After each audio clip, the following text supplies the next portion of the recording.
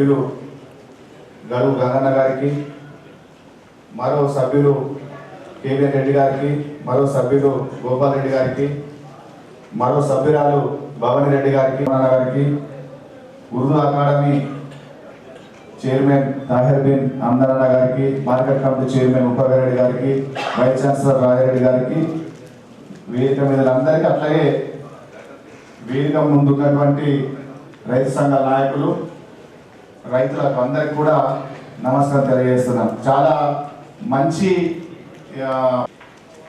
అయితే ఈ పసుపు సంబంధించినటువంటి నేను కొంత నాకున్న సమాచారం మీకు తెలియజేస్తాను.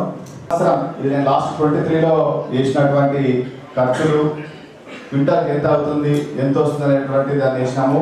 కాకపోతే పోయిన సంవత్సరం అంటే ఎవరేజ్గా 9,000 రూపాయలు మోడల్ ప్రైజ్ వచ్చింది. కానీ ఈ సంవత్సరం కూడా రైతు సంఘాలు, రైతులు డిమాండ్ చేస్తున్న పరిస్థితుల్లో ఆనాడు కాంగ్రెస్ పార్టీ ప్రభుత్వం అధికారం ఉన్నప్పుడు మార్కెట్ ద్వారా కొనుగోలు చేస్తామనేటువంటి కొంత కొనుగోలు చేయడంతో 11,000 నుంచి దాదాపు 16,000, 18,000 దాకా ధర పెరిగినటువంటిది 2009-10 ఆ ప్రాంతంలో పెరిగింది. అట్లాగే ఆ గ్రామాలలో 3 ఎకర 5 ఎకరాల చొప్పున ఆ పసుపు శుద్ధీకరణ కోసం ఏర్పాటు చేసింది. కానీ అది ఎక్కడ కూడా హార్టికల్చర్ వాళ్ళు దాన్ని ఉపయోగంలోకి తీసుకురాకుండా దాన్ని బీడుగా ఉంచినటువంటి పరిస్థితి ఉంది. పార్కు తోటి రైతులను ఆదుకుంటామని చెప్పేసి ఒక 40 ఎకరాలు రైతుల దగ్గర నుంచి తీసుకొని రోడ్లు పోసి దాన్ని అట్లానే వదిలేసారు. కానీ దాన్ని కూడా మరి ఉపయోగం తీసుకొస్తే రైతులకు ఏమైనా ఉపయోగపడుతుంది అర్థమైంది. కానీ కేవలం ఇకపోతే లాస్ట్ 2019లో కూడా ఈ పసుపు బోర్డు ఏర్పాటు చేస్తామని మాట ఇచ్చి ఆ రోజు పసుపు బోర్డు కూడా కేంద్ర ప్రభుత్వం ఇవ్వలేదు. తర్వాత పసుపు బోర్డు కంటే మెరుగైంది అని చెప్పి ఒక ప్రాంతీయ కార్యాలయం ఏర్పాటు చేసింది. ఇది వరకు స్పైసెస్ బోర్డు సంబంధించినటువంటి అంశం ఏదైతే చెప్పిండ్రో ఆ స్పైసెస్ బోర్డు ద్వారా పసుపు రైతులకు మేలు జరుగుతుందని చెప్పేసి స్పైసెస్ బోర్డు ప్రాంతీయ కార్యాలయాన్ని నిజామాబాద్ లో అసిస్టెంట్ డైరెక్టర్ ఉన్నటువంటి పోస్టును డైరెక్టర్ స్థాయిగా ఫీల్ చేసి ఇదే పూర్తిగా పసుపు రైతులు ఆదుకుంటారని చెప్పే ప్రయత్నం ఆనాడు కేంద్ర ప్రభుత్వం చేసింది. డివిజన్ కార్యాలయం అసిస్టెంట్ డైరెక్టర్ కూడినటువంటి కార్యాలయం ఏర్పాటు చేసి పై 2 కార్యాలయాలు వరంగల్లో ఉన్నటువంటి ప్రాంతీయ కార్యాలయంతో పాటు అనుసంధానం చేస్తారు. 2020 ఫిబ్రవరి 14న ప్రాంతీయ కార్యాలయం ఒక డిప్యూటీ డైరెక్టర్ కూడినటువంటి కార్యాలయం ఏర్పాటు చేశారు. ఇది నేరుగా స్పైసెస్ బోర్డు కార్యాలయంతో అనుసంధానం చేస్తుంది. ప్రాంతీయ కార్యాలయం పని కేవలం ఇవాళ చెప్పినట్టు టాప్ ఫీల్డ్, బైడా మిషన్లు, పాలిష్ మిషన్ సబ్సిడీ మాత్రమే ఇస్తుంది. అది కూడా ఇప్పుడు కొంత ఇచ్చి తర్వాత ఎక్కడ కురిస్తారనేది ఇవాళ వెళ్తుంటే రైతులే స్వయంగా చెప్పినటువంటి పరిస్థితి ఉంది. దాంట్లో ఓసీ మరియు బీసీలకు 50% సబ్సిడీ, ఎస్సీ ఎస్టీలకు 70% సబ్సిడీ ఇస్తుంది. ఎగుమతులకు అంటే వీళ్ళు కేవలం ఎవరైనా ట్రాన్స్పోర్ట్ ఎక్స్పోర్ట్ చేసుకుంటే దానికి అనుమతిస్తున్నారు తప్పితే కానీ పసుపు రైతులకు ధర రావడం కోసం స్పైసెస్ బోర్డుకు దీనికి ఎలాంటి సంబంధం లేదు. కేవలం బైలర్ మిషన్లు, టార్పన్లు ఇప్పించి ఎక్స్పోర్ట్ సంబంధించినటువంటి అనుమతులను ఇచ్చే దీన్ని కేవలం రైతులు ఆదుకుంటారని చెప్పి ఆనాడు చెప్పేటటువంటి ప్రయత్నం చేసిండ్రు. ఇది కేవలం ఈ ఆర్డర్ కూడా అక్కడ లేనటువంటి పరిస్థితి ఉన్నది. అయితే 2023 ఎన్నికల ముందు కూడా పసుపు బోర్డు ఏర్పాటు చేస్తామని చెప్పేసి ప్రధానమంత్రి గారు ఒక ఎన్నికల ప్రచారం చెప్పి గజెట్ రిలీజ్ చేసారు అక్టోబర్ 4, 2023. కానీ ఇప్పటి వరకు కూడా దాన్ని ఎక్కడ ఏర్పాటు చేస్తాం, ఏం చేస్తాం అనేటువంటి ఎక్కడ కూడా దాని మీద విధి విధానాలు లేవు. మరి ధరకు సంబంధించినటువంటి ఎట్లాంటి ప్రకటనలు కూడా రానటువంటి పరిస్థితి ఉంది.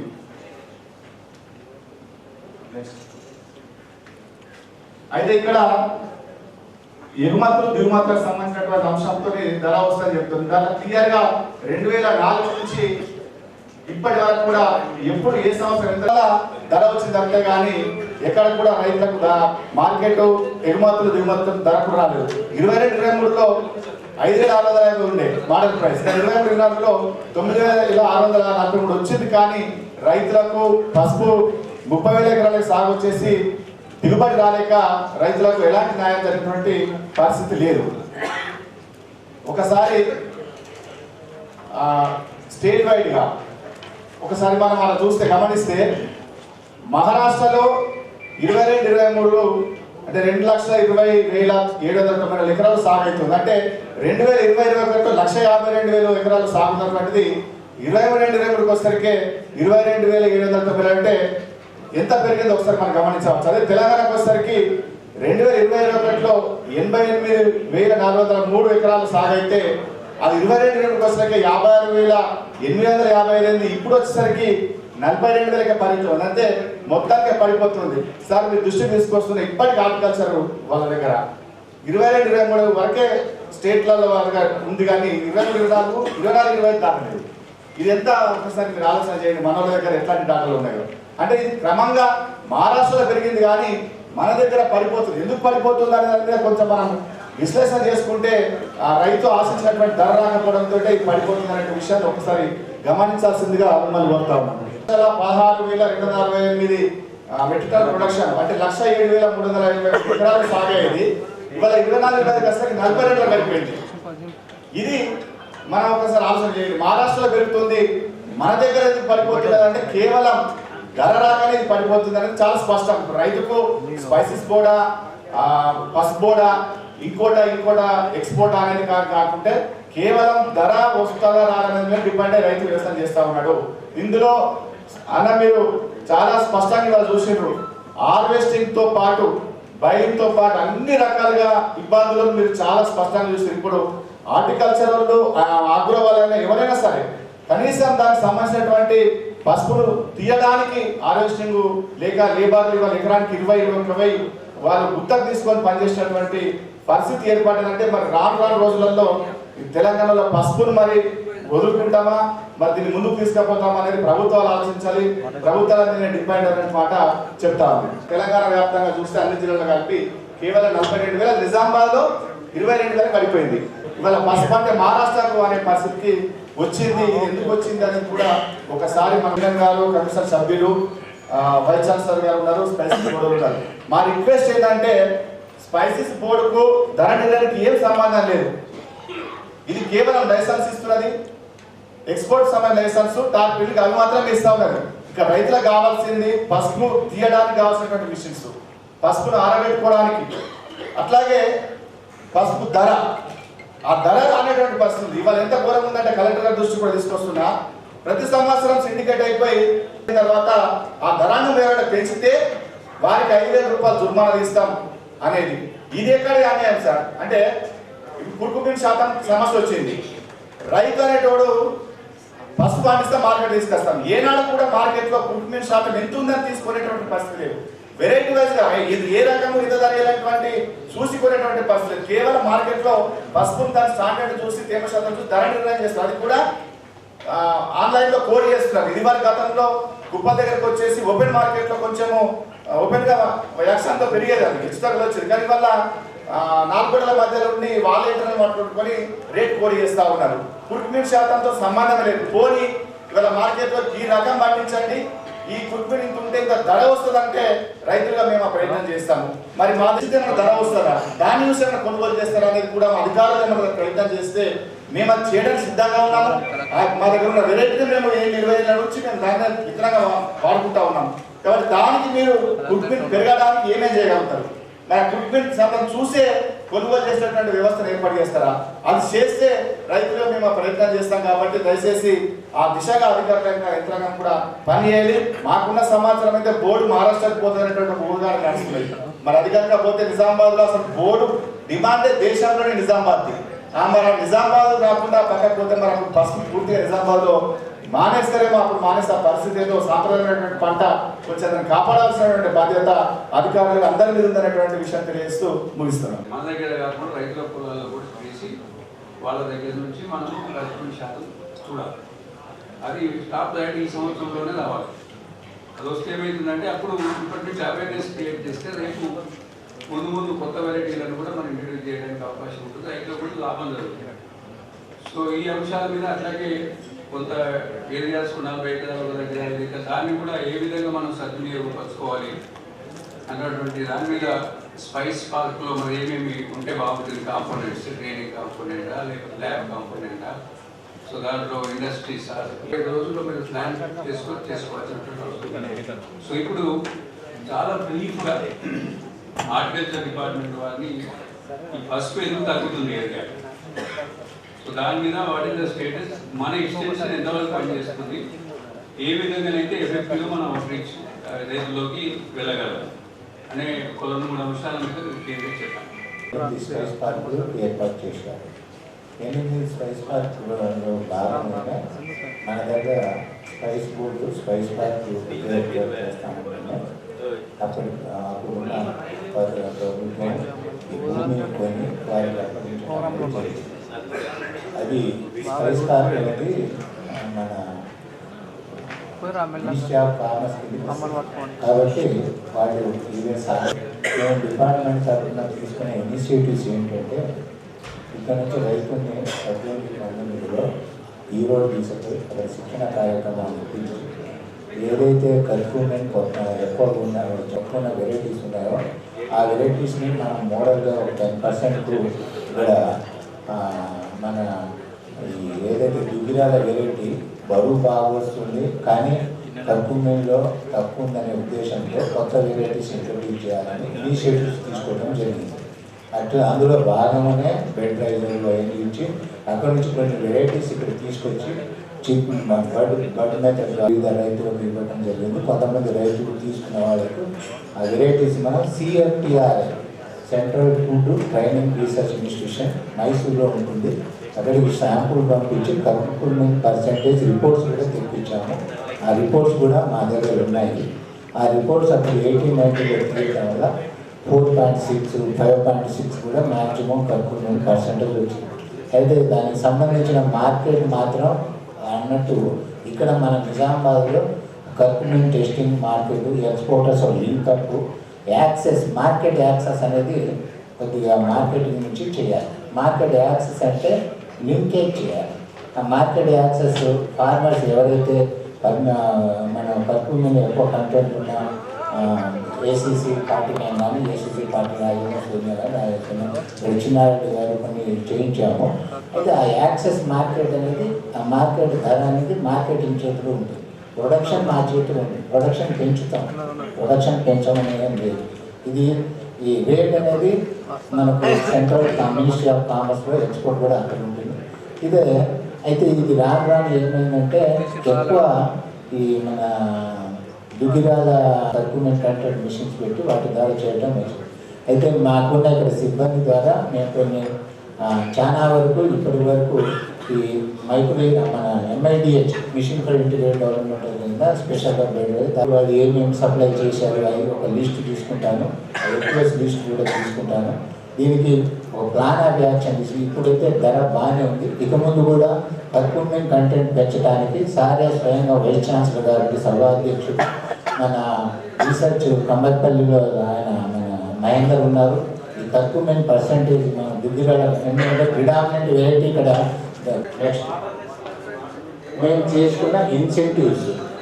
ఆ ఇన్సెంటివ్స్ ఏమేమంటే వెరైటల్ రిప్లేస్మెంట్ కోసం వాళ్ళు ప్రయత్నం చేశాము. Comprehensive development of spice park గురించి కూడా చేయబోతున్నాము. స్పైస్ పార్క్ ఏమంటే ఇది ఏరియా ఏరియా ఎలా ఉంది 1890 నుంచి ఈ Nizamabad area not state area. అడగదలుచుకుంటే ఈ 2-3 వాళ్ళు చెప్పిన తర్వాత మీరు తప్పకుండా దానికి వాళ్ళ ఆఫీసులో సమాధానం చెప్తారు. చెప్పండి.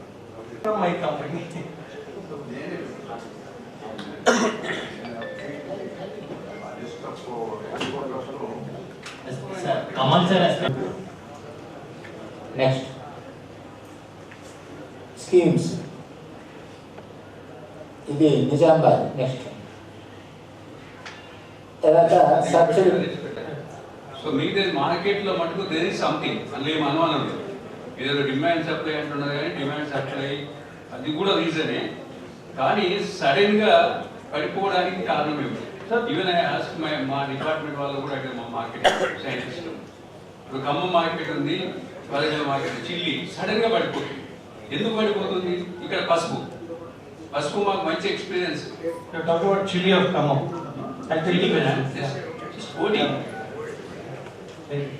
వేడి పసుపుని వేడి చేసి ట్రై చేస్తాం.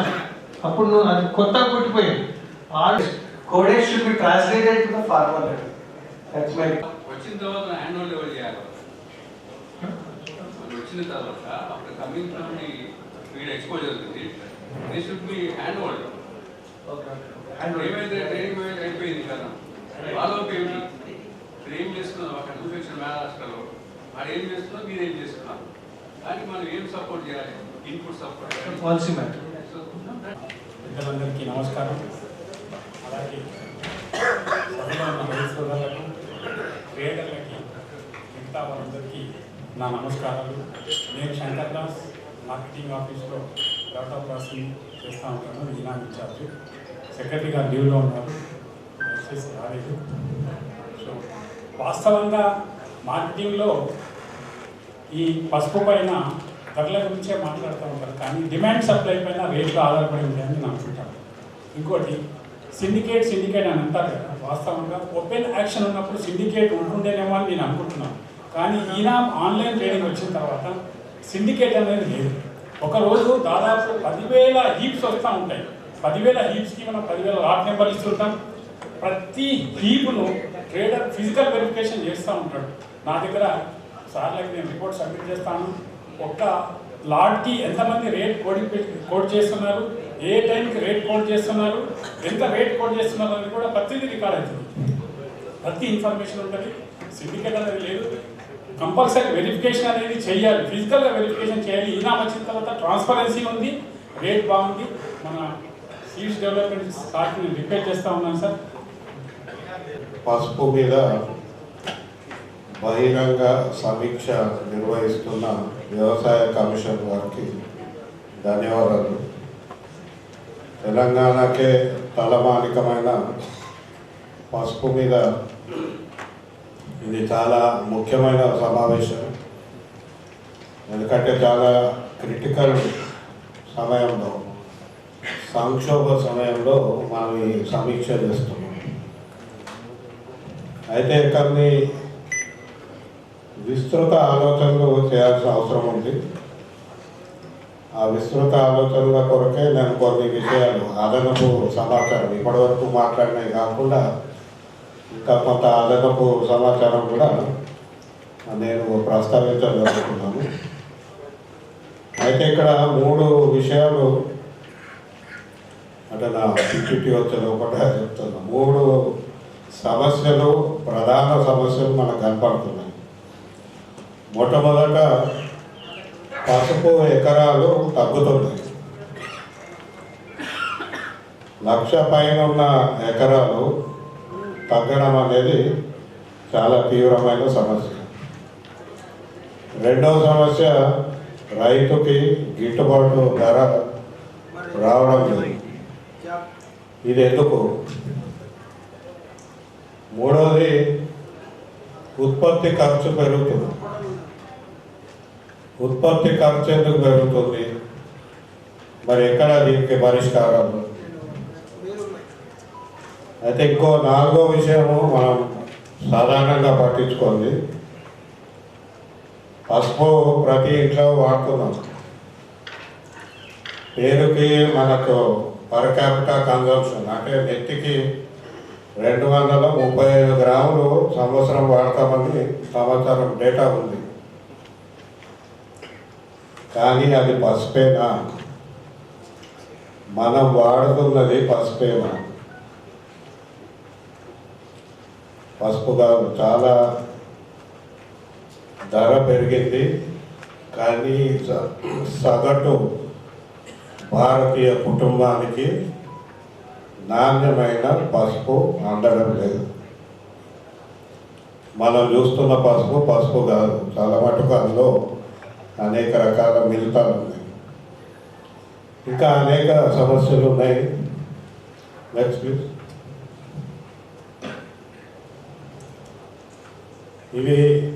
ఇవన్నీ కూడా సమస్యలు. మహారాష్ట్రలో ఎందుకు పెరుగుతుంది, మనకు ఎందుకు తగ్గుతుంది?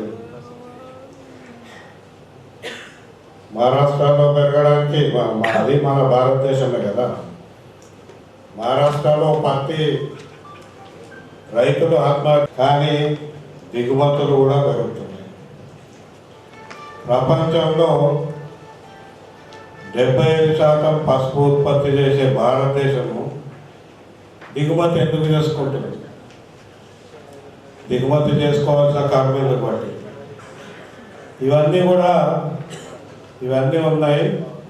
నేను గౌరవ కమిషనర్ గారికి నా సజెషన్ ఏంటంటే అనేక విషయాలు ఉన్నాయి. ఈ పసుపుకు సంబంధించిన ప్రభుత్వ శాఖలు ఏవైతే ఉన్నాయో కేంద్ర రాష్ట్ర ప్రభుత్వ శాఖలు ఇవి సైలోస్లో పనిచేస్తున్నాయి. ఎవరికి వాళ్ళే పనిచేస్తున్నారు, వాళ్ళ మధ్య సమన్వయం లేదు. ఈ సమీక్ష తర్వాత బహుశా ఒక కమిటీ వేసి అంటే ఈ ప్రభుత్వ శాఖలతో కూడిన రైతు ప్రతినిధులతో కూడిన ఒక కమిటీ వేస్తే మనం ఒక పరిష్కారం తీసుకొని రావచ్చు. ఈ సమీక్ష కూడా పరిష్కారం కొరకే చేసింది కానీ వీళ్ళని వాళ్ళని నిందించడం కాదు. సో ఇది నింద కొరకు కానీ ఎవరినో దోషిగా నిలబెట్టడం కొరకు కానీ ఈ సమీక్ష చేయడం లేదు. రైతులు ఎదుర్కొంటున్న సమస్యలకు, తెలంగాణ ఎదుర్కొంటున్న పసుపు సమస్యకు పరిష్కారం ఏముంటాయి, ఎట్లా ఉంటాయి అనేది దాని కొరకే. నెక్స్ట్ ఈ అంచనాలు బట్టి కూడా మనకు బాధేస్తుంది. నిజామాబాద్ ఎప్పటి నుంచో ఎన్నో ఏళ్ళ నుంచి 10 దశాబ్దాల నుంచి పండిస్తుంది. ఈ డిమాండ్ పెరుగుతున్న సమయంలో ఇక్కడ ఎకరాలు తగ్గడం బాధేస్తుంది.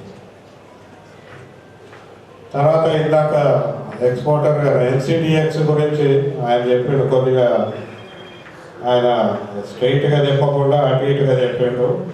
మహారాష్ట్రలో స్ట్రైట్ డిమాండ్ ఫార్వర్డ్ కాంట్రాక్టింగ్ అంటే కమాడిటీ ఎక్స్చేంజ్లో పసుపుని పెట్టకండి, ఎందుకంటే పసుపు ధర ఫార్వర్డ్ కాంట్రాక్ట్లలో నిర్ణయించబడుతుంది. దానివల్ల రైతుకి సాధారణ ట్రేడర్కి కూడా అన్యాయం అవుతుందని Maharashtra traders association, turmeric trade association చెప్పింది.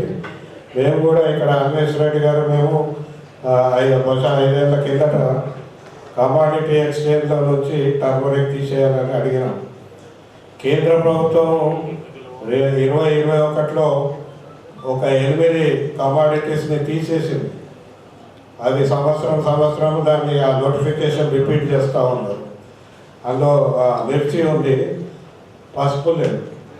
సో పసుపుని అందులో మేము తీసేస్తే మనకు ధర ఈ ఎవరో మీకు ఫార్వర్డ్ కాంట్రాక్ట్ అంటే చాలా వివరంగా చెప్పాల్సి ఉంటుంది. అది అర్థం చేసుకోవాలంటే టైం పడుతుంది, సమయం లేదు కనుక ఫార్వర్డ్ కాంట్రాక్ట్ అంటే ఎవరో అసలు ఉత్పత్తికి సంబంధం లేనోడు, ఈ పసుపు రంగంతో సంబంధం లేనోళ్ళు ధర నిర్ణయించే పరిస్థితి ఆ కమాడిటీ ఎక్స్చేంజ్లో ఉంటుంది కనుక అది ఉండద్దు అని ట్రేడర్స్ కోరుతుందో రైతులు కోరుతున్నారు. డేటా చూపెట్టారు, స్పైసెస్ బోర్డ్ డేటా ఉంది, ఈ డేటా ఉంది. తెలంగాణలో తలమానికమైన పంట మీద తెలంగాణ వ్యవసాయ శాఖ ప్రత్యక్షంగా ఒక అధ్యయనం చేస్తే కానీ మనకు ఈ లెక్కల్లో ఉండే ఒక సారూప్యత బయటపడే అవకాశం ఉంటుంది. అది చేయాలని కూడా మనం ఒక యాక్షన్ ప్లాన్లో పెట్టుకోవచ్చు. Next please. తర్వాత మనకు తెలిసిందే పసుపు దేనికి వాడే ఫోటో. ఇక్కడ పసుపు అమెరికాకు పోయి అమెరికా 2,000 రూపాయల ట్యాబ్లెట్, ఐ మీన్ 2,000 రూపాయల సీసా. ఇప్పుడు అది వేసుకుంటున్నాడు. అది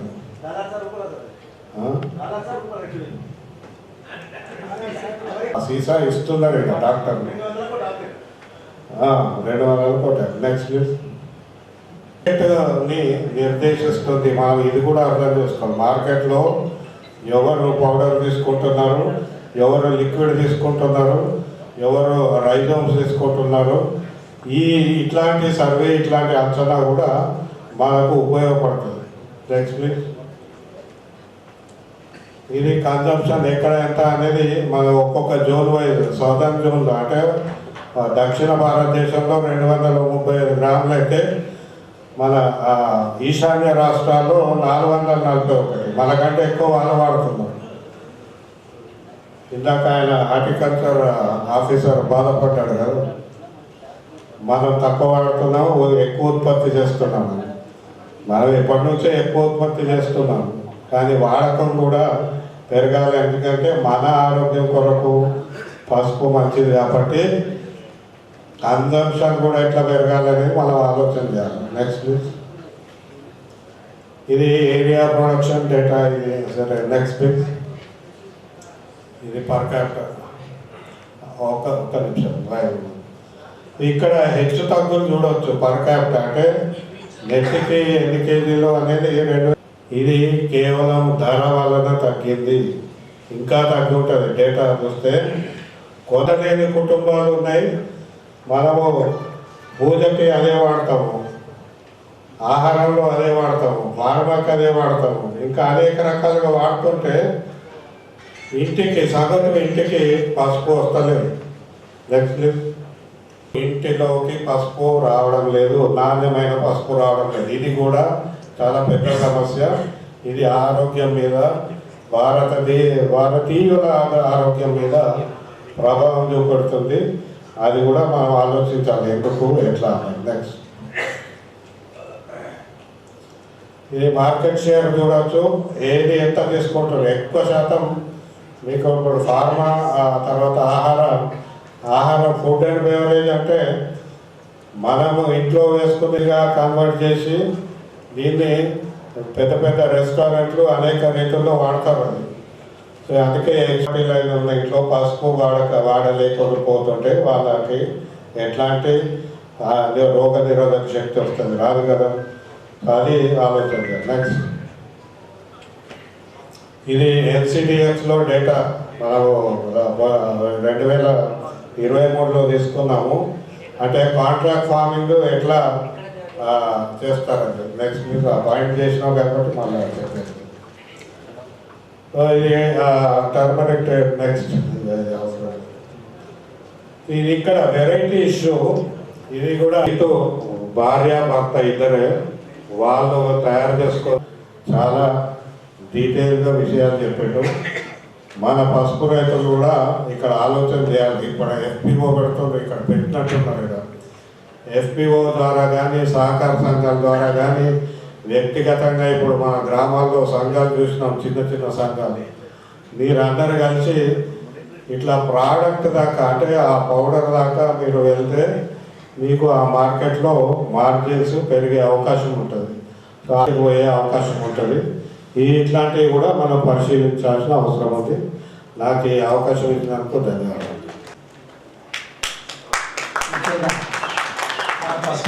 అని అంశం వచ్చారు సార్. 10 అంశంలో ఇంకా 3 అంశంలో పసుపు కుప్పలు టెండర్ అయిన తర్వాత ధర రాకుంటే రైతు బ్రాకెట్ ఆసామి ఇవ్వకుంటే ధర ఎక్కువ చేసి వేరే పార్టీకి ఇవ్వకూడదు. ఇక్కడ చూడండి సార్, ఇక్కడ వేరే పార్టీకి ఇంకా రైతుకు ధర ఇప్పించడానికి వీల్లేదు. ఒకవేళ ఇచ్చినచో ఖరీదారుకు మరియు కమిషన్ ఏజెంట్కు కచ్చా కట్టి బ్రాకెట్ ఒక రోజుకు 5,100 రూపాయలు జరిమానా వేయబడును. అంటే వాళ్ళు మొత్తం వ్యాపారులు ఎట్లా యూనిట్గా ఐక్యంగా ఉంటారో, ఎట్లా జరిమానా వేస్తారో బెదిరిస్తా ఉన్నారు. ఇంకోటి సార్, 5వది రైతుకు ధర రాకుంటే ఖరీదారుకు మాట్లాడి ధర ఎక్కువ చేయరాదు. అంటే ఒకళ్ళు రైతు ఇవ్వను, మనం నెక్స్ట్ ఆలోచిస్తాను ఆపండి అని చెప్పేసి, నేను ఇవ్వను అని చెప్పేసి ఇంకొకసారి మాట్లాడండి అని చెప్పేసి అంటే అది వేయడానికి వీల్లేదు. అలా చేసినచో ఎవరైనా వారి దుకాణం పేరు చెప్పితే వారికి 1,100 రూపాయలు బహుమానం ప్రకటిస్తారు.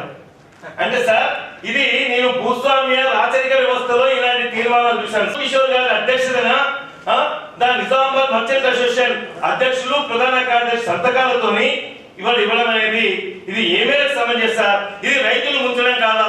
ఇది సిండికేట్ కాదని అడుగుతున్నాను సార్.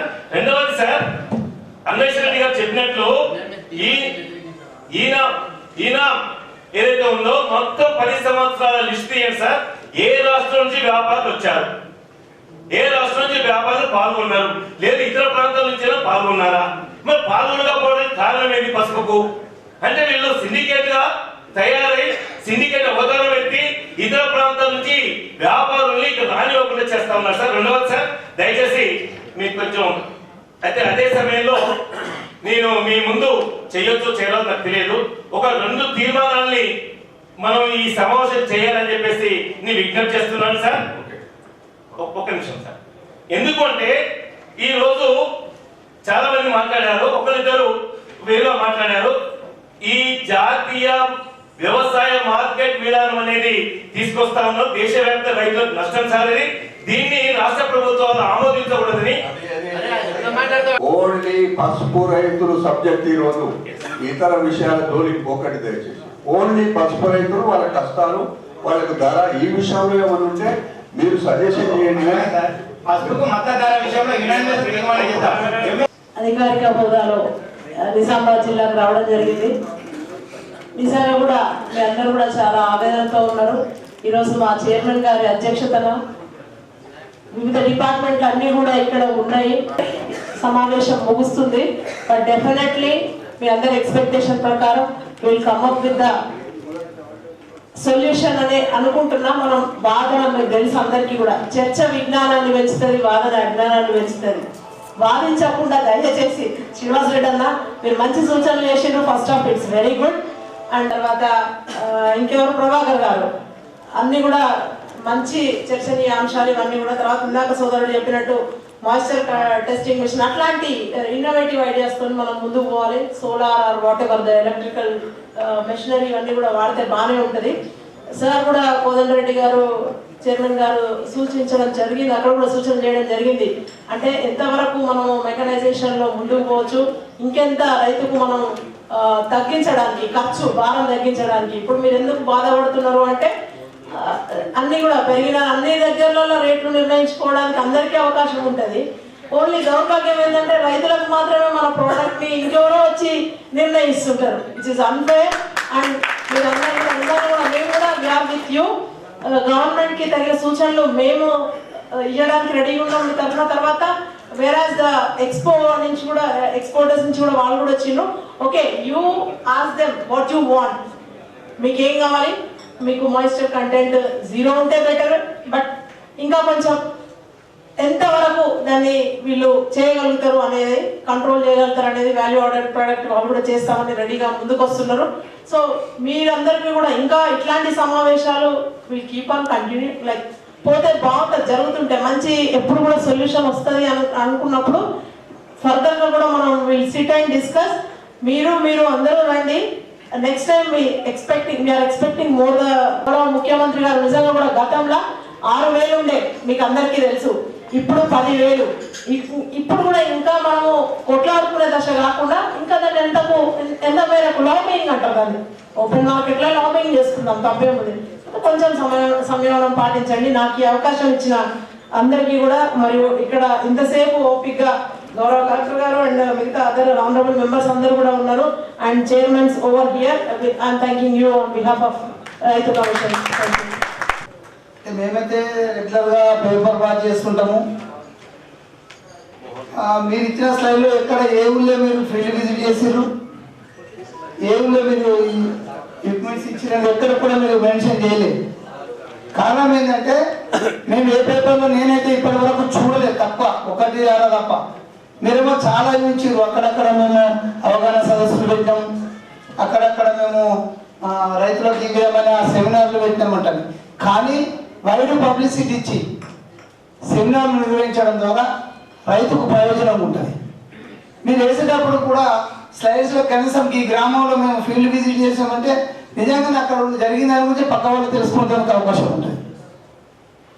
అంటే కొంత మీరు ఇచ్చిన దాంట్లో కొంత అనుమానం ఉంది, అది నిజమైతే మీరు భవిష్యత్తులో దాన్ని కనిపిస్తారు. కొంచెం పేపర్ పబ్లిసిటీ కూడా మస్ట్, ఎందుకంటే రైతుకు అవగాహన కొరకు. అంటే స్పైస్ బోర్డు ఈ కార్యక్రమాలు చేస్తుందని మనము ముందుకు తీసేయాలంటే, ఎందుకంటే మీరు ఇచ్చిన స్లైడ్లో ఎక్కడ కూడా ఒక ప్లేస్గా ఈ గ్రామంలో మేము ఇది చేస్తాం, ఈ రైతుకు ఇది చేస్తాం ఎక్కడ మెన్షన్ చేయలేదు. అంటే మేము ఈ జిల్లా అనుకోను, ఎక్కడ అనుకున్నాం అది మీరు గమనిస్తారు. ఇది జస్ట్ మీకు అంటే వేరే ఉద్దేశంతో కాదు, కానీ నెక్స్ట్ మీటింగ్లో మీరు ఏ ఊరికి వెళ్ళినా ఆ స్లైడ్లలో కనీసం మెన్షన్ చేయండి. గత 10 సంవత్సరాల నుండి సబ్సిడీ రాలేదు అని క్లారిటీగా ఒకరు కాక 10 మంది రైతులు చైర్మన్ గారికి కమిషన్ నోటీస్ తీసుకురావడం జరిగింది. కానీ ఇక్కడ మీ ప్రెజెంటేషన్లో ఒక వర్గానికి 50%, ఇంకో వర్గానికి 90% సబ్సిడీస్ ఇస్తున్నామని చూపించారు. ఏ ఇయర్లో ఇచ్చారు, ఎప్పుడు ఇచ్చారు, వాటన్నింటిని కూడా దయచేసి మీ ఆర్టికల్ డిపార్ట్మెంట్ ఈరోజు స్పెసిఫిక్గా కమిషన్ సమావేశం పెట్టింది కనుక కమిషన్కి ఇమీడియట్గా స్టేట్ ఆఫీస్లో రిపోర్ట్ చేయాలని వాళ్ళని విజ్ఞప్తి చేస్తాం. మీరంతా ప్రపంచానికే ఆరోగ్యాన్ని ఇస్తున్న మీ పసుపు పంట చాలా గొప్ప త్యాగం చేస్తున్నారు. ఇన్నేళ్ల నుంచి తరతరాలుగా ఈ పసుపు వ్యవసాయం చేసే రైతులు ఎన్ని అవరోధాలు వచ్చినా, ఎన్ని ఇబ్బందులు వచ్చినా ఈ పంటను పండిస్తూ నష్టం వచ్చినా, కష్టం వచ్చినా కొనసాగిస్తున్నారు. అందుకు కమిషన్ తరఫున కానీ, రాష్ట్ర ప్రభుత్వం తరఫున కానీ, ముఖ్యమంత్రి గారి తరఫున కానీ మీకు ధన్యవాదాలు. వాస్తవమే, ఒక్కొక్క ప్రాంతంలో ఒక పంటకు ప్రాధాన్యత ఉంటుంది. నిజామాబాద్ జిల్లాలో పసుపు పంటకు ప్రాధాన్యత ఉంది. దీనికి చాలా కాలంగా ఒడిదుడుకులు ఇందులో ఉన్నాయి, ఇబ్బందులు కూడా ఉన్నాయి. ఇది సాంప్రదాయ పంట. ఈ సాంప్రదాయ పంటను కాపాడుకోవాల్సిన అవసరం మీకు కాదు, ప్రభుత్వాలకు ఉన్నది. ఈ పంట విస్తీర్ణం తగ్గొద్దు, ఈ పంట ఎప్పటికీ ఇంకా విస్తీర్ణం పెరగాలి. మీ ఉత్పత్తులంతా ప్రపంచమంతా అందరికీ ఉపయోగపడే రకంగా ఉండాలి. పసుపు విషయంలో ఇది నిజంగా ఒక పవిత్రమైన పంట. పవిత్రమైన ఎందుకంటున్నానంటే, పసుపు దేవుని దగ్గర పెడతాం. మంచి ఫంక్షన్లు జరిగేటప్పుడు ఆడపడుచులకు ఇక్కడ గొంతు కింద రుద్దుతారు, కాళ్ళకు పసుపు పెడతారు. ఆరోగ్యం గురించని నిగనిగలాడాలని చెప్పి పసుపు రాసుకుంటారు. అంతేకాదు, ఈ పసుపుకు మొదటి నుంచి కూడా మన పూర్వీకులు చాలా ప్రాధాన్యత ఇచ్చారు. ప్రతి ఇంట్లో పసుపు అయితే ఉండేది. మొన్న కరోనా వచ్చినప్పుడు దేశ ప్రధాని అన్నాడు, కరోనా టైంలో పసుపు వాడకం పెరిగింది. మాట్లాడిన పెద్దలు కూడా ప్రస్తావన తీసుకొచ్చున్నాం. అయితే పెరిగింది, దీంట్లో ఉన్న ఈతి బాధలు ఏంటి, ఏ విధంగా ఈ పంటను తగ్గకుండా చూడాలి అనేదే అది కేంద్ర ప్రభుత్వం బాధ్యత, రాష్ట్ర ప్రభుత్వాల బాధ్యత. విషయంలో ఒక్కో సందర్భంలో ఎర్రజొన్నల విషయంలో ఇవన్నీ మీరు దృష్టిలో పెట్టుకున్నప్పుడు నేను మీ అందరితో ఒకటే మనవి చేస్తున్నాను. నిజంగా మీరు చాలా గొప్ప మనుషులు. మీ సమస్యలు ఎట్లా పరిష్కారం కావాలి. ఒకసారి ధర పెరిగిపోతుంది, మళ్ళీ ఒకసారి పడిపోతుంది. దీనికి కారణం ఏమిటి? ఇటు స్పైసీ బోర్డు కానీ, హార్టికల్చర్ డిపార్ట్మెంట్ కానీ, లేకపోతే విశ్లేషకుడు నరసింహారెడ్డి కానీ, లేకపోతే ఎక్స్పోర్టరు మీరు కానీ, ఎందుకు కారణం ఏమిటి? ఇక్కడ నిజామాబాదులో పండించే రైతు పంట దీంట్లో ఏమి కొదువు ఉన్నది? ఎక్స్పోర్ట్కి ఇది పనికొస్తుందా లేదా? నిజంగానే ఎక్స్పోర్ట్కు పనికొస్తే ఉరుకుమీను శాతం పెరగాలనా, లేకపోతే క్వాలిటీలో పెరగాలనా, లేకపోతే తేమ శాతం తగ్గాలనా, ఇవన్నీ కూడా దృష్టిలో పెట్టుకుంటే ఇది ఎక్కడ పొరపాటు ఉంది అనేది రైతుకు చెప్పాల్సిన బాధ్యత హార్టికల్చర్ డిపార్ట్మెంట్ పైన ఉంది, స్పైసీ బోర్డు పైన ఉంది. ఎక్స్పోర్టర్స్ కూడా మీరు దయచేసి రైతులకి చెప్పాల్సిన అవసరం ఉంది. ఇది ఈ పంట ఇంటర్నేషనల్ పంట, ఇది ఎగుమతి అవుతుంది. ఇది ఈ ఎగుమతి విధానంలో కేంద్ర ప్రభుత్వం చాలా మెలకువలు తీసుకోవాల్సిన అవసరం ఉంది. ఎవరిని దృష్టిలో పెట్టుకొని? రైతులు దృష్టిలో పెట్టుకొని.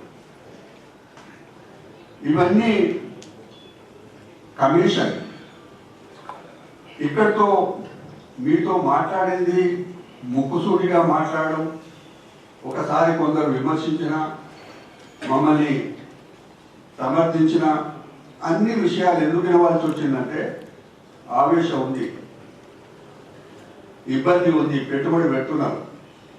అందుకే డిపార్ట్మెంట్ వాళ్ళతో రాజిరెడ్డి గారు మీతో మనవి చేస్తున్నా, ఇప్పుడు వచ్చిన రైతుల నుంచి వచ్చిన అనేకమైన విషయాలు మీరు నోట్ చేసుకోండి. మీ పైన ఎక్కువ బాధ్యత ఉంది. రాను రాను వ్యవసాయం కూలీల కొరతతోని పెట్టుబడి పెరిగిపోయి చాలామంది వ్యవసాయాన్ని తప్పుకున్న పరిస్థితులు కూడా చాలా చోట్లలో ఉన్నాయి. ఇక్కడ కూడా పసుపు రైతులు కూలీల విషయంలో ఇబ్బంది పడుతున్నమాట క్షేత్రస్థాయిలో చూసినాం. ఆన్వేష్ రెడ్డి అంటుండే చాలా ఖర్చు వస్తుందన్న ఇందులో అని. మరి కూలీలు లేరు కూడా. దీనికి ప్రత్యామ్నాయం ఏమిటి? మెకనైజేషన్ కావాలి. ప్రపంచం చాలా ఫాస్ట్గా పోతుంది మెకనైజేషన్ విషయంలో. యాంత్రీకరణ జరగాలి అని అంటే మీ పైనే బాధ్యత ఉంది. మీరు పరిశోధన చేయండి. ఒకరి 2 ఎకరాలు వేసేవాడు ఉన్నారు, 20 ఎకరాలు కూడా వేసేవాడు ఉన్నారు. మీరు ఫీల్డ్లో చూసిండ్రు. మనం పోయినప్పుడు ఒక పెద్ద రైతు వయసు మధ్యన ఆయన నేను ఎన్ని ఇబ్బందులు వచ్చినా కూడా పంట పండిస్తున్నాను. ఇప్పుడు వారు ఎక్కడ పోయి స్పైసీ బోర్డు రిపోర్ట్ చెప్పిన వారి పేరేమి సుందరేశన్ గారు తెలుగు కాకపోతే అర్థం చేసుకోండి. ఇప్పటి వరకు కూడా ఇంత యాంత్రికమైన తర్వాత కూడా కట్టెలు పెట్టి పసుపును ఉడికిస్తున్నాడు. కారణం ఏమిటి? మీరు ఒక మాట అన్నారు, FPOలు అని, farmer process organisations, farmer producers organisations. మేము కమిషన్ అంతా కూడా మొన్న కరీంనగర్ పోయినప్పుడు చాలా మంది ఈ FPOల రైతులు చాలా విషయాలు చెప్తున్నాం. మేము ఆనందంగా ఉన్నాము దీనివల్ల. కానీ ఈ FPOల వల్ల ఒక్కటి మాట సాయిరెడ్డి గారు ఇక్కడ ఏమిటంటే, FPOల వల్ల నేను మొన్న కూడా చెప్పిన మినిస్టర్ గారి ముందు కూడా, FPOలకు ఇసులు ఆయా గ్రామాలలో చేసుకోవాల్సిన అవసరం ఉంది. ఇది రాజకీయాలకు అతీతంగా ఉండాలి. మా పార్టీ వాళ్ళు మీ పార్టీ వాళ్ళు అనేది ఉండడానికి లేదు. మీ పైననే కేంద్ర ప్రభుత్వం పైననే ఎక్కువ బాధ్యత ఉంది. ఇది ఇంటర్నేషనల్ క్రాప్. కాబట్టి ఇందులో కేంద్ర ప్రభుత్వం అనేకమైన మార్పులు చేర్పులు చేసుకోవాల్సిన అవసరం ఉంది. ఇకపోతే నరసింహారెడ్డి గారికి చెప్పాలి, ఈ పంట పండించడం వల్ల కేంద్ర ప్రభుత్వాలకు కానీ బాధ్యత ఉంది. దీని విషయంలో నేను ఎక్కువ లోతుకు పోకుండా ఇమీడియట్గా చేయాల్సిన పని ఏమిటంటే, ఇప్పుడు ఇమీడియట్గా పీకుతున్నారు కాబట్టి దాని విషయంలో కూలీలే ఇబ్బంది పడుతున్నారు. కనీసం ఇప్పుడు ఈ 4 రోజులైతే నేను అనుకుంటా పీకడం అయిపోతుంది. ఇప్పుడైతే మీరు పెద్దగా యంత్రాలు పెట్టలేరేమో. దీని విషయంలో వెంటనే ఏ డిపార్ట్మెంట్కు మీరు ఆదేశాలు ఇచ్చి వచ్చే పంట నాటికి యాంత్రీకరణ విషయంలో మీరు శ్రద్ధ తీసుకోవాలి. మార్పులు చేయాల్సిన అవసరం ఉంది. మధ్య దళారీ వ్యవస్థను దూరం చేయాలి. మధ్య దళారీ వ్యవస్థ రైతులు బాగా ఇబ్బంది పెడుతున్నారు. ఇది ప్రత్యేకంగా చూడాల్సిన అవసరం ఉంది. నన్ను అడిగితే నేను పొద్దున మహారాష్ట్రలో నా స్నేహితులతో మాట్లాడిన, కిసాన్ కాంగ్రెస్ పెద్ద నాయకుడు, ఏమిటి మహారాష్ట్రలో ఎట్లా జరుగుతుందంటే, మా దగ్గర బాగా వస్తుంది కనిపిస్తుంది అంటే ఎక్కడో ఒక లోపం ఉన్నది, ఇది కొనేవాళ్ళ దగ్గర లోపం ఉన్నది. ఈ పంటను నిజంగా డిపార్ట్మెంట్ వాళ్ళు కానీ మేమైనా అభినందించాలి వాళ్ళని. ఇంత పవిత్రమైన పంటను ఇంకా కొనసాగిస్తుంది అని అంటే వాళ్ళను అభినందించాలి. కాబట్టి చివరిగా ఒక మాట మీకు మనవి చేస్తా ఉన్నా, మన ముఖ్యమంత్రి గౌరవనీయులు రేవంత్ రెడ్డి గారు తాను ముఖ్యమంత్రిగా ప్రమాణ స్వీకారం చేయన మరుక్షణంలోనే సబ్జెక్ట్ నుంచి డైవర్ట్ అవుతున్నా, భూములు హక్కుల విషయంలో ఇబ్బందులు వచ్చినాయి. వెంటనే కమిటీ చేసిండు, ధరణి కమిటీ చట్టం తీసుకొచ్చిండు, కంపెనీ మార్చేసిండు. ఇవన్నీ త్వరగా జరగడంలో కమిషన్ వ్యవసాయ రైతు సంక్షేమ కమిషన్ వేయడంలో ఒక రైతు బిడ్డగా రైతుకు న్యాయం జరగాలి, వ్యవసాయం 3 పువ్వులు 6 కాయలు కావాలనే ఉద్దేశంతో కమిషన్ వేశారు.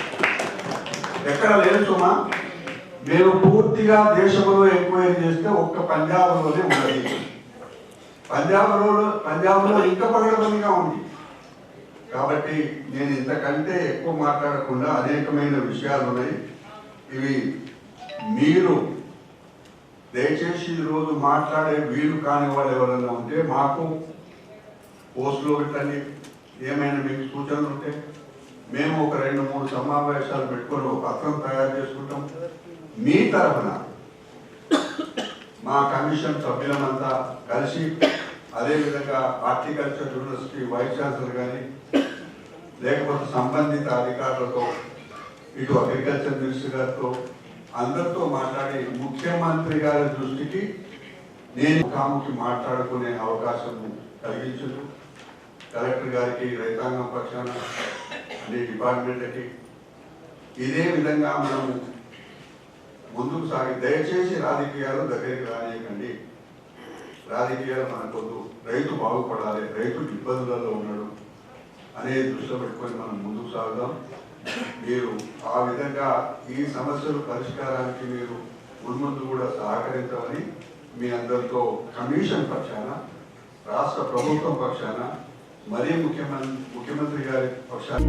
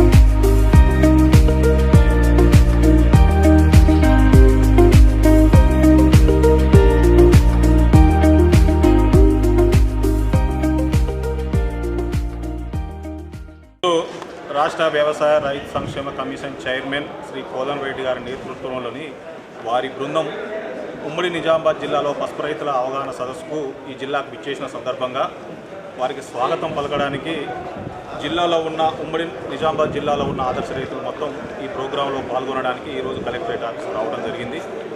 ముఖ్యంగా ఈ ప్రభుత్వానికి కానీ మీ విజ్ఞప్తి చేసేది ఏంటి అంటే 2007 కాంగ్రెస్ ప్రభుత్వంలో ప్రతి 1000 మంది రైతులకు ఒక ఆదర్శ రైతు చొప్పున ఆ రోజు తెలంగాణలో 20,000 మంది, ఆంధ్రప్రదేశ్లో 29,000 మంది, మొత్తం 49,000 మందితో ఆ రోజు ఉమ్మడి ఆంధ్రప్రదేశ్లో ఆదర్శ రైతులను ఏర్పాటు చేయడం జరిగింది.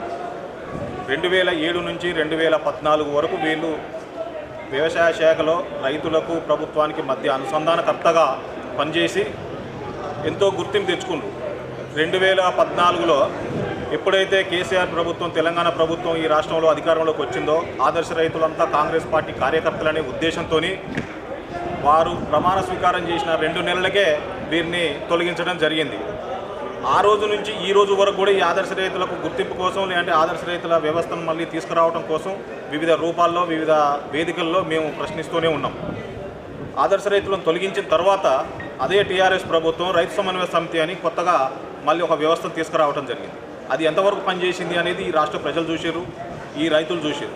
తర్వాత మొన్న ఎలక్షన్ల కంటే ముందు పిసిసి అధ్యక్షులుగా ఉన్న రేవంత్ రెడ్డి గారు కాంగ్రెస్ ప్రభుత్వం కనుక అధికారంలోకి వస్తే ఆదర్శ రైతులను తిరిగి పునర్నిర్మిస్తామని ఎన్నికల మేనిఫెస్టోలో స్పష్టమైన హామీ ఇవ్వటం జరిగింది.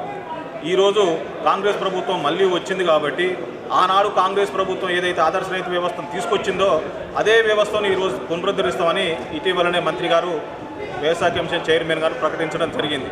అందులో భాగంగా గతంలో 16,000 మంది ఈ వ్యవస్థలో ఉండే తొలగించే నాటికి సరే ఇప్పుడు కాలక్రమేణా కొంతమంది ఇందులో చనిపోవడం జరిగింది, కొంతమందికి వేరే గవర్నమెంట్ జాబులు రావడం జరిగింది.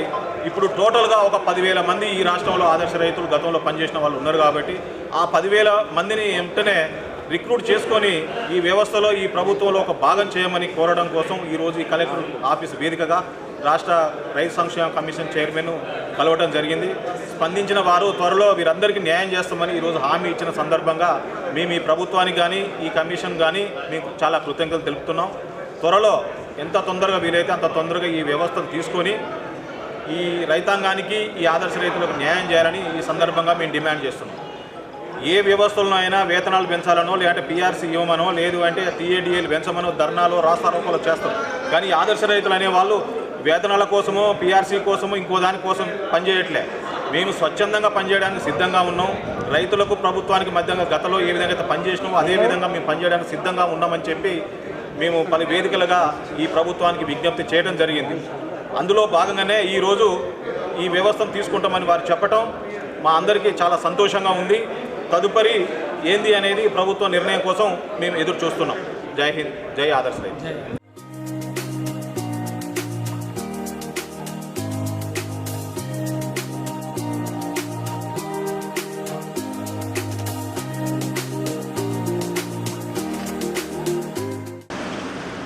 భారతి డిజిటల్ యాజమాన్యానికి మీకు అభినందన తెలియజేస్తూ ఈరోజు రైతు సంక్షేమ వ్యవసాయ కమిషన్ చైర్పర్సన్ గారు వచ్చారు. ముఖ్యంగా పసుపు ధరని కృత్రిమంగా వ్యాపార వర్గాలు నిజామాబాద్ మార్కెట్లో తగ్గించడానికి సిండికేట్ అవతారం ఎత్తారని మేము ఫిర్యాదు చేస్తాం. దానికి ఫిర్యాదు చేయడానికి కూడా గత 10 సంవత్సరాలుగా ఫిర్యాదు చేస్తూనే వచ్చాం, కానీ ఎవరు పట్టించుకోలేదు. 19/12/24 తేదీన ది నిజామాబాద్ మర్చెంట్స్ అసోసియేషన్ తరఫున ఒక తీర్మానం 10 తీర్మానాలు చేశారు. ఈ 10 తీర్మానాల్లో 1వ తీర్మానం, 3వ తీర్మానం, 5వ తీర్మానం, ఈ 3 తీర్మానాలు రైతులకు శటకోపం పెట్టే తీర్మానాలుగా మేము ఇవాళ కలెక్టర్ గారికి అట్లాగే కమిషన్ చైర్పర్సన్ కోదండ రెడ్డి గారికి మేము చెప్పాం. ఏంది ఈ 3 తీర్మానాల్లో? ఒకటి, మేము వెంటనే డబ్బులు కావాలి, అమ్మకం చేయగానే డబ్బులు కావాలి అంటే ₹1 మిత్తి వసూలు చేయాలని చెప్పేసి అన్నారు. ₹1 కాదు, ₹2 మిత్తి వసూలు చేస్తూ ఉన్నారు. రెండవది, పసుపుకు ధర రాకపోతే ఆ రైతు నేను ఇవాళ అమ్మను అని చెప్పేసి ధర వచ్చిన తర్వాత అమ్ముకుంటానని చెప్పేసి అంటే వీలు లేదని చెప్పేసి 3వ తీర్మానంలో ఆ రకంగా కమిషన్ ఏజెంట్లు ధర పెంచే వ్యాపారులను తీసుకురావద్దు, తీసుకువస్తే వాళ్ళకు ₹1,100 జుర్మానా, కొన్న వాళ్ళకి 5,100 జుర్మానా అని చెప్పేసి తీర్మానాల్లో పేర్కొనడం ఇది రాచరిక వ్యవస్థని మరిపించే విధంగా ఉందని చెప్పేసి మేము గుర్తు చేస్తూ ఉన్నాం. అందుకని ఏదైతే ఈ తీర్మానం రైతులకు వ్యతిరేకమైంది కాబట్టి వీళ్ళ మీద క్రిమినల్ కేసులు పెట్టి వీళ్ళని ఈ తీర్మానం రద్దు చేసే విధంగా, అట్లాగే ఈ మార్కెట్ అంటున్నారు, ఈ మార్కెట్కు మరి దేశం నుంచి నలుమూలల నుంచి రావాలి, కానీ గత 10 సంవత్సరాల చరిత్ర చూసుకుంటే ఎక్కడ ఎవరు రావట్లేదు, రాకుండా నిజామాబాద్ మార్కెట్ వాళ్ళు చేస్తూ ఉన్నారు. కాబట్టి దీన్ని వ్యతిరేకించాలి, ఈ సిండికేట్ని బద్దలు కొట్టాలి అని చెప్పేసి ఈరోజు సాంగ్లీ ధరని నిజామాబాద్ మార్కెట్లో అమలు జరిగే విధంగా చేయాలి. ఎర్ర జొన్నల్ని ఇలా సీడ్ కార్పొరేషన్ కొనుగోలు చేయాలని చెప్పేసి మేము డిమాండ్ చేస్తూ ఉన్నాం.